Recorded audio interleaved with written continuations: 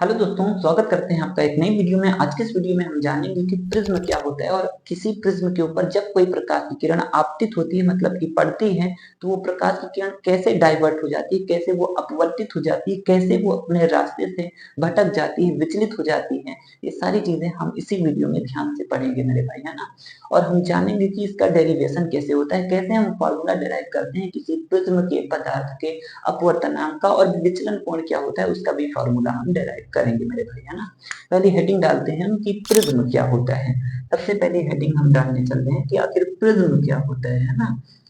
Prism heading डालिए, prism क्या होता है। तो हम लिखेंगे, जैसे आप प्रिज्म देखे होंगे तो प्रिज्म कुछ त्रिभुजाकार अगर देखा जाए तो प्रिज्म ऐसे दिखाई देता है ना। प्रिज्म इसी तरीके से दिखाई देता है। प्रिज्म का आगे का भाग ऐसे त्रिभुजाकार होता है, और प्रिज्म का ऐसे अगर इधर देखें तो इधर भी त्रिभुजाकार होता है, मतलब दो साइड उसके, दो पृष्ठ उसके त्रिभुज के आकार के होते हैं। और अगर इधर सामने से देखते तो सामने वाला जो पृष्ठ है वो आयताकार है, और इधर वाला पृष्ठ अगर देखें तो इधर वाला पृष्ठ भी आयताकार है, और नीचे वाला जो बेस होता है वो भी कहीं ना कहीं आयताकार होता है मेरे भाई, है ना। देखिए नीचे वाला आयताकार, इधर वाला ये भी आयताकार, और इसके पीछे इधर ये भी आयताकार, मतलब तीन आयताकार है, राइट। तीन आयताकार पृष्ठ हैं, और एक इधर हो जाता है त्रिभुजाकार, और इधर एक हो जाता है सामने से इधर ये भी त्रिभुजाकार, मतलब दो त्रिभुजाकार पृष्ठ होते हैं, दो त्रिभुजाकार पृष्ठ होते हैं, और तीन आयताकार पृष्ठ होता है। तो वही परिभाषा हम लिखेंगे कि दो आयताकार, नहीं तीन आयताकार, तीन तीन आयताकार, तीन आयताकार तथा दो त्रिभुजाकार, दो त्रिभुजाकार, दो त्रिभुजाकार पृष्ठों से घिरा हुआ, पृष्ठों से घिरा हुआ, पृष्ठों से घिरा हुआ प्रकाशिक यंत्र, प्रकाशिक यंत्र प्रिज्म कहलाता है ना। प्रिज्म कहलाता है, प्रिज्म कहलाता है ना। तो प्रिज्म में तीन आयताकार पृष्ठ होते हैं और दो त्रिभुजाकार पृष्ठ होते हैं, है ना। अब हम पढ़ने चल रहे हैं कि प्रिज्म के द्वारा प्रकाश का अपवर्तन कैसे होता है। मेन टॉपिक हमारा वही है। परिभाषा आप याद कर लीजिएगा, नहीं तो बहुत आसान परिभाषा है। क्या परिभाषा है देख के आप जान सकते हैं कि एक आयताकार पृष्ठ, सामने का आयताकार पृष्ठ, इधर का देखते हैं तो इधर का भी ये आयताकार पृष्ठ, ये भी आयताकार हो गया, मतलब दो हो गए आयताकार। एक नीचे होता है वो भी आयताकार ही होता है, मतलब तीन आयताकार हो गए। और अगर सामने से देखते तो ये त्रिभुजाकार पृष्ठ इधर से है, और इसके जस्ट पीछे ये भी त्रिभुजाकार है, मतलब कि दो त्रिभुजाकार पृष्ठ हैं। तो तीन आयताकार तथा दो त्रिभुजाकार पृष्ठों से घिरा हुआ जो प्रकाशिक यंत्र बनता है उसको हम प्रिज्म बोलते हैं। अब प्रिज्म के कारण प्रकाश का अपवर्तन कैसे होता है, जैसे अगर हम ऐसे प्रिज्म रख दें तो कुछ त्रिभुज शेप का ऐसे बनेगा, है ना। प्रिज्म ऐसे ऐसे कुछ त्रिभुजाकार शेप का बनेगा, राइट। इस तरीके से प्रिज्म बनेगा। अगर हम देखें तो इसे त्रिभुजाकार दिखाई देगा, वैसे अंदर ऐसे गया है लेकिन ये त्रिभुजाकार शेप का दिखाई देगा। तो हम प्रिज्म से अपवर्तन कैसे होता है प्रकाश का, यही पढ़ने वाले हैं इसमें, इस वीडियो में मेरे भाई, है ना। तो चलिए हेडिंग डालते हैं कि प्रिज्म के कारण प्रकाश का अपवर्तन कैसे होता है ना। हेडिंग डालिए, प्रिज्म के कारण, प्रिज्म के कारण प्रकाश का अपवर्तन, अपवर्तन, प्रिज्म के कारण प्रकाश का अपवर्तन, है ना। प्रिज्म के कारण प्रकाश का अपवर्तन। तो चलिए फिगर बनाते हैं, चल नहीं रहा है।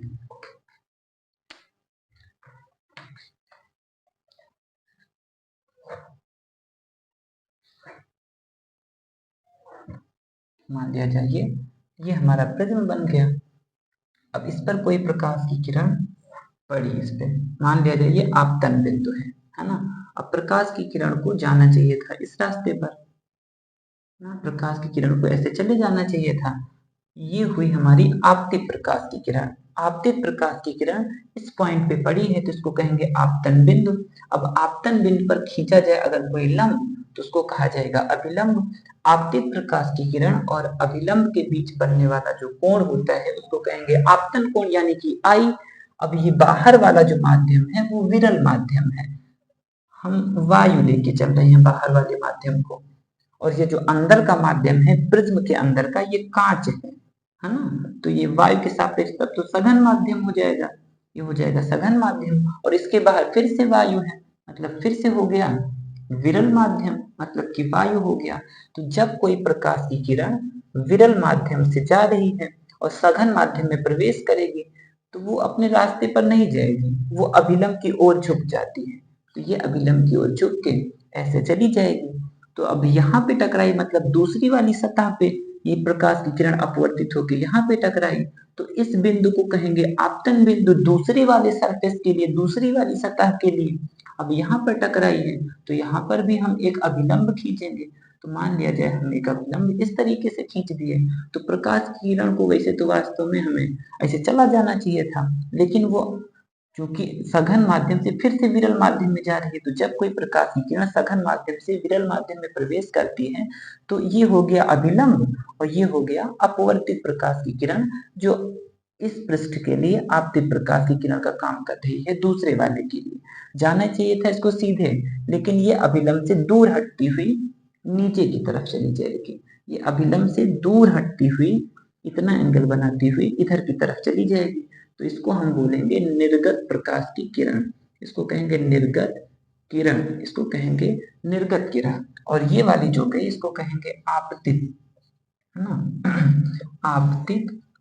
किरण, इसको कहेंगे हम आपतित किरण। तो ये हो गया आपतन कोण, और यहाँ हम खींच दे अभिलंब, तो ये हमारा हो गया अभिलंब। तो अभिलंब और अपवर्तित प्रकाश की किरण के बीच बनने वाला कोण अपवर्तन कोण यानी R1 कह दिया जाए इसको,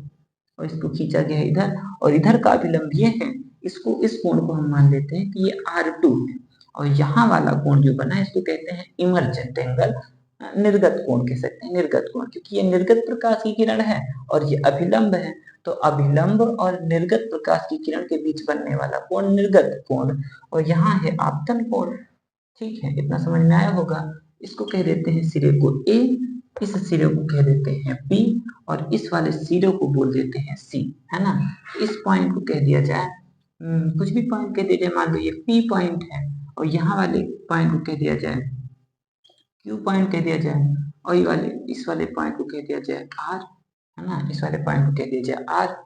तो अगर ध्यान से बताइए कि हम एक चतुर्भुज इसमें देखें, तो एक चतुर्भुज ए पी आर क्यू बन रहा है कि नहीं बन रहा है। एक चतुर्भुज ए पी आर और इधर से क्यू, ये एक चतुर्भुज बन रहा है ना, चतुर्भुज बन रहा है कि नहीं ना। तो एक चतुर्भुज ए पी आर क्यू यहाँ पर बन रहा है। इस चतुर्भुज में हम देखें तो कोण ए, ये वाला कोण, यानी कि कोण ए प्लस कोण A P R,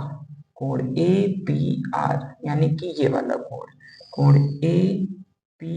are plus कोण ए क्यू आर, मतलब इधर वाला कोण, कोण ए क्यू आर, कोण ए क्यू आर यानी कि ये वाला कोण। और एक कोण यहाँ बना है, ये देखिए ये वाला कोण पी आर क्यू, यानी कि ये वाला कोण, कोण पी आर क्यू यानी कि ये वाला कोण, मतलब कि कोण ए और यहाँ का ए पी आर, और ये वाला कोण ए क्यू आर और यहाँ का पी आर क्यू, ये चारों कोणों को अगर जोड़ेंगे तो 360 डिग्री होगा, क्योंकि चतुर्भुज के चारों कोणों का योग 360 डिग्री होता है। अब कोण ए तो वैसे छोड़ दिया जाए, कोण ए प्लस ए पी आर की वैल्यू बताओ, तो ए पी आर 90 डिग्री होगा, क्योंकि ये लंब है और ये सतह थी, इनके बीच का कोण 90 डिग्री। तो यहाँ लिख देते हैं हम 90 डिग्री प्लस ए क्यू आर, ए क्यू आर कितना है, ए क्यू आर मतलब ये हो जाएगा 90 डिग्री, तो यहाँ भी 90 डिग्री लिखते हैं प्लस पी आर क्यू, कोण पी आर क्यू मतलब ये वाला कोण, ये वाला कोण हो जाएगा, ये पता नहीं है कोण तो इसको वैसे छाप दो भी, है ना। कोण पी आर क्यू, कोण पी आर क्यू बराबर 360 डिग्री। अब कोण ए वैसे लिख दिया जाए, प्लस 90 90 मिलके हो जाएगा 180, प्लस ये वाला कोण पी आर क्यू बराबर 360, है ना। अब क्या करें, कोण ए वैसे लिख दो, कोण ए और कोण पी आर क्यू, कोण पी आर क्यू बराबर 360। इधर जो 180 है प्लस में, राइट साइड भेज दिया जाए तो माइनस में हो जाएगा 180 डिग्री, यानी कि कोण ए प्लस कोण पी आर क्यू बराबर 180 डिग्री, यानी कि कोण ए बराबर 180 डिग्री। इधर से प्लस में पी आर क्यू उधर भेज दिया जाए माइनस में हो जाएगा कोण पी आर क्यू, तो इसको मान लिया जाए समीकरण 1। अब देखो त्रिभुज पी आर क्यू में, अब त्रिभुज पी आर क्यू में हम देखेंगे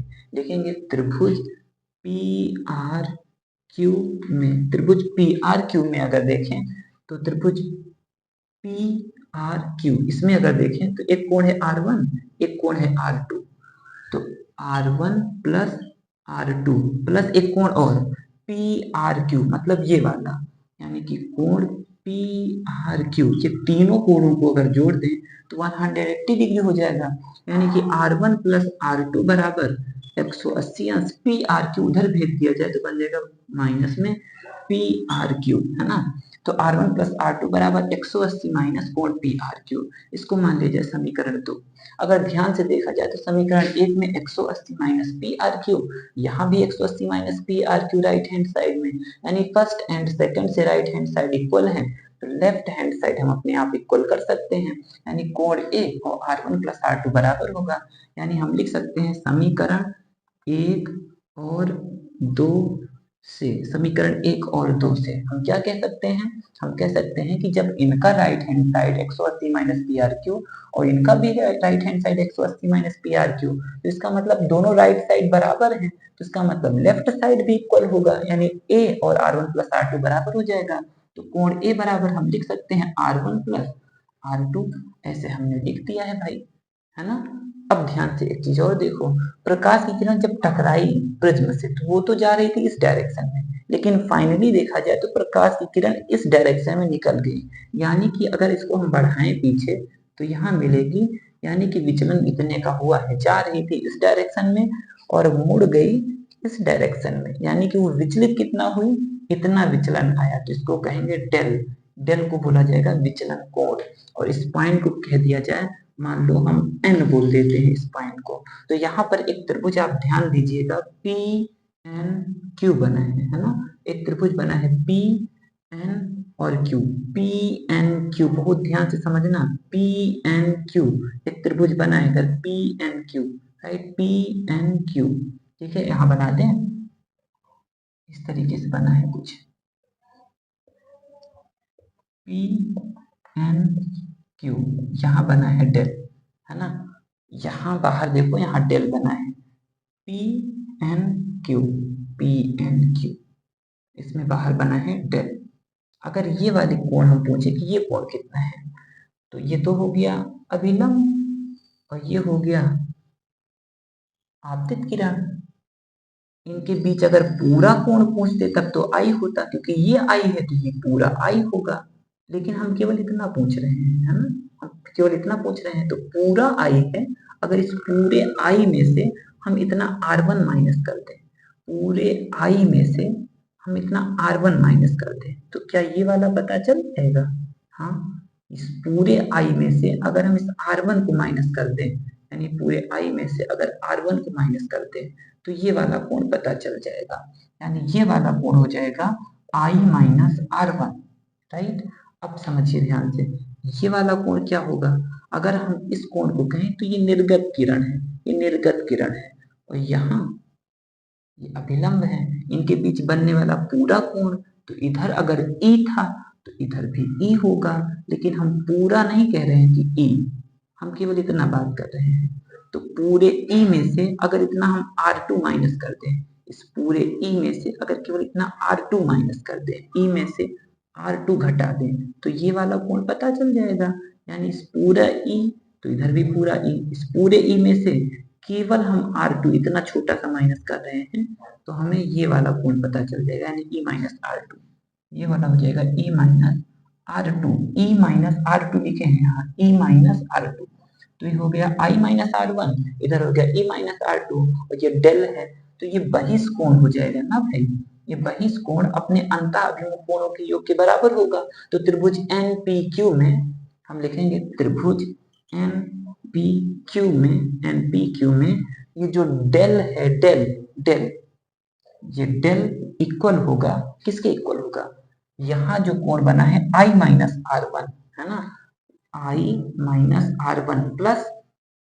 यहाँ देखिए यहाँ ये वाला कोण E minus R2, E minus R2 इनके योग के भाई है ना। अब ध्यान समझना, डेल सही है, I ये भी सही है, प्लस E यहाँ लिख दिया जाए, माइनस R1 वो भी सही है, और ये वाला माइनस R2 इनके बगल ऐसे लिख दिया जाए। यानी कि ध्यान समझना, डेल बराबर I प्लस E माइनस यहाँ से तो दोनों का माइनस कॉमन लिया जाए तो अंदर में बन जाएगा R1 प्लस R2 है ना। तो ये डेल का फॉर्मूला हो जाएगा। अभी ध्यान समझना, डेल बराबर I प्लस E माइनस बताओ R1 प्लस R2 जहां लिखा है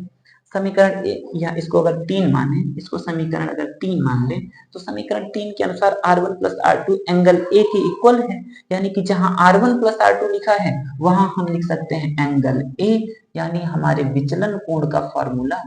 डेल का formula I plus E minus E बन जाएगा। तो इसको आप याद रखना, राइट, इसको याद रखना आप। अब एक समझिए बहुत ध्यान से बात कि इधर हम अगर कोई ग्राफ बनाए, ये हो गया विचलन का ग्राफ एक्सिस, ये विचलन का अक्ष हो गया, और इसको हम आपतन कोण का अक्ष माने, ये आपतन कोण का अक्ष और ये विचलन कोण का अक्ष है। तो अगर हम ग्राफ बनाए ना तो इस तरीके से ग्राफ बनेगा। अगर हम पूछें कि इसमें न्यूनतम विचलन किस पॉइंट पर है, तो न्यूनतम विचलन इस पॉइंट पर होगा, ये सबसे निचला बिंदु है, यहीं पर न्यूनतम विचलन होगा। मतलब इसके सिखाने में यहाँ पर होगा डेल मिनिमम, और जिस पॉइंट पर डेल मिनिमम होगा उस पॉइंट पर अगर हम आई की वैल्यू पूछेंगे तो आई उस स्थिति में ई की इक्वल हो जाएगा। आई मतलब ये जो आपतन कोण है, ये निर्गत कोण, ये निर्गत कोण ई और आपतन कोण आई इक्वल हो जाएगा, आई ई के बराबर हो जाएगा। कब, जब डेल एकदम कम हो जाएगा, मिनिमम हो जाएगा। तो यदि विचलन न्यूनतम हो, है ना, न्यूनतम हो, अगर विचलन न्यूनतम हो जाए तो यानी कि डेल हो जाए मिनिमम, अगर डेल मिनिमम हो जाए तब क्या होगा मेरे भाई, तब होगा आई और ई इक्वल, यानी आपतन कोण और निर्गत कोण ई ये दोनों बराबर हो जाएंगे। और एक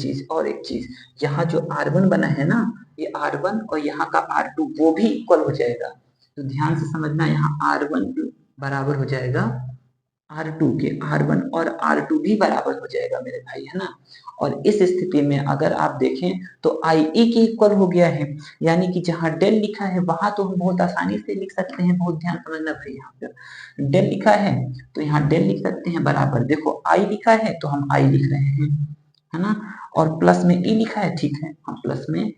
अब ई नहीं लिखेंगे क्योंकि ई और आई इक्वल है। देखो आई और ई इक्वल है तो डेल के स्थान पे तो डेल लिख दिए, आई की जगह पे आई भी लिख दिए, प्लस है तो प्लस भी लगा दिए ई की जगह पे, लेकिन हम आई लिखेंगे अब, क्योंकि आई और ई दोनों इक्वल है तो जहां ई लिखा है वहां हम आई लिख देंगे और माइनस में ए है ना। ध्यान समझना, अब यहाँ पर डेल माइनस का ए लेफ्ट साइड उठा लिया और तो प्लस का ए बन जाएगा, आई आई मिलके बन जाएगा 2i, यानी कि 2 अगर पक्षांतर किया जाए इधर बटे में आएगा, यानी डेल प्लस ए बटे में 2 आई वैसे छोड़ दिया जाए, यानी कि फॉर्मूला हो जाएगा आई बराबर डेल प्लस ए बाई 2। अगर ध्यान से समझे एक चीज और, समीकरण 3 से ध्यान दिया जाए, है ना, समीकरण 3 से अगर हम समीकरण 3 से देखें, है ना, समीकरण अगर हम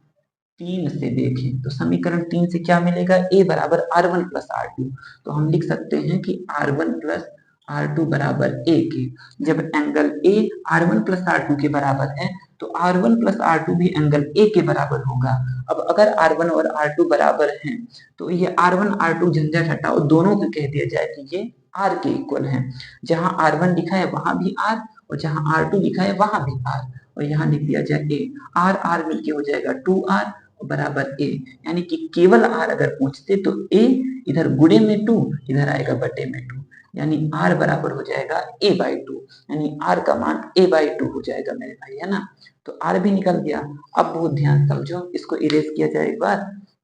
थोड़ा सा इरेज करेंगे मेरे भाई, है ना, थोड़ा सा इरेज किया जाए यहाँ पर, अभी ध्यान समझना है यहाँ पर, है ना भैया। ध्यान समझना, क्योंकि प्रकाश की किरण बाहर वाले माध्यम से अंदर वाले माध्यम में जा रही है। इसको फर्स्ट मीडियम कह दिया जाए, इसको सेकंड मीडियम कह दिया जाए, इसको माध्यम 1 कह दिया जाए, इसको माध्यम 2 कह दिया जाए। तो अगर प्रकाश की किरण पहले माध्यम से दूसरे माध्यम में प्रवेश कर रही है तो साइन आई बटे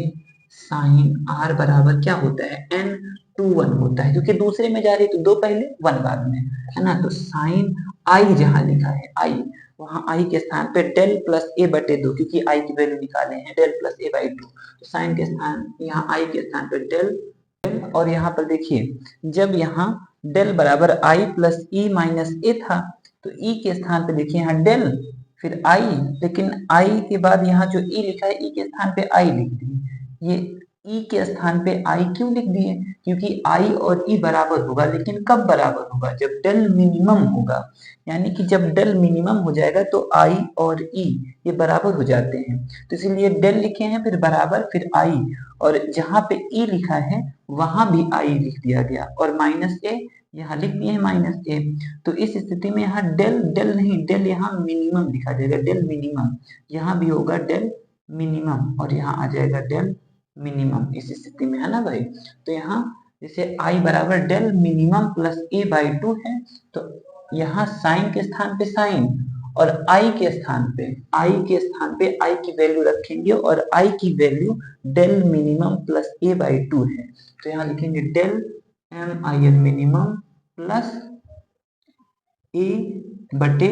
2, ये लिखा है, और बटे फिर साइन है तो साइन लिख दिया जाए वैसे। और आर की वैल्यू बताओ, आर की वैल्यू है ए बटे 2, ठीक है, आर के स्थान पे लिख देते हैं हम ए बटे 2 लिख देते हैं, बराबर है तो बराबर लगाओ, n2 का मतलब हो जाएगा n2 अपॉन n1, है ना, n2 अपॉन n1 हो जाएगा। अब देखिए साइन, चलो ठीक है साइन लिख दिए, यहाँ फिर डेल मिनिमम प्लस ए और बटे में 2 और पूरे के बटे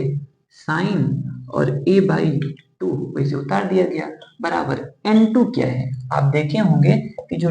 वो प्रिज्म बना है बाहर से अंदर जब एंट्री करी प्रकाश तो ये अंदर का माध्यम सेकंड मीडियम था और बाहर का फर्स्ट मीडियम था, और बाहर वायु था, तो वायु का जो अपवर्तनांक होता है निरपेक्ष अपवर्तनांक वो 1 होता है ना। तो जहां n1 लिखा है वहां 1 लिख देंगे, और n2 मतलब जो प्रिज्म है वो जिस कांच का बना हुआ है उस कांच का अपवर्तनांक, यानी वहां n लिख देते हैं। मान लिया जाए उस प्रिज्म के कांच का अपवर्तनांक n है, तो n2 के स्थान पे हम n लिख देंगे, और n1 मतलब पहले माध्यम का अपवर्तनांक, अब पहला माध्यम तो वायु था और वायु का अपवर्तनांक हम निरपेक्ष अपवर्तनांक हम 1 मान सकते हैं, तो इसलिए n1 के स्थान पे 1 और n2 के स्थान पे n लिख दिए हैं। अब देखिए साइन डेल्टा या डेल मिनिमम प्लस ए पूरे के बटे 2 और फिर यहाँ पूरे के बटे साइन ए बटे 2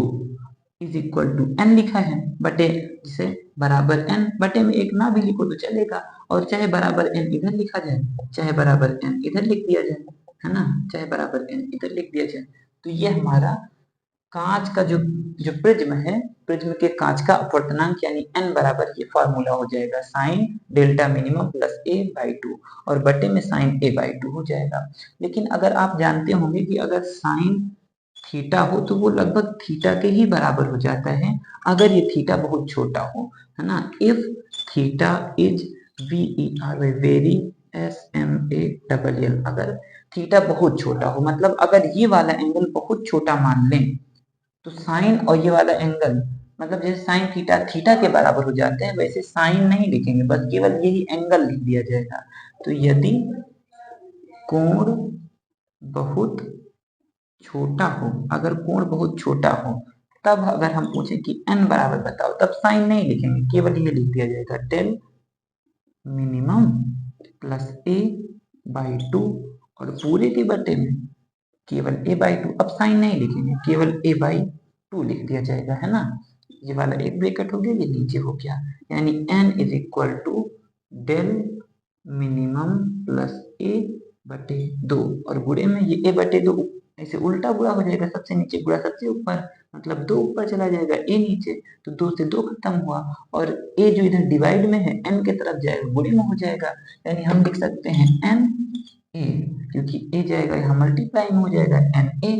और बराबर है तो बराबर लगाओ, डेल मिनिमम लिख दिया जाए, डेल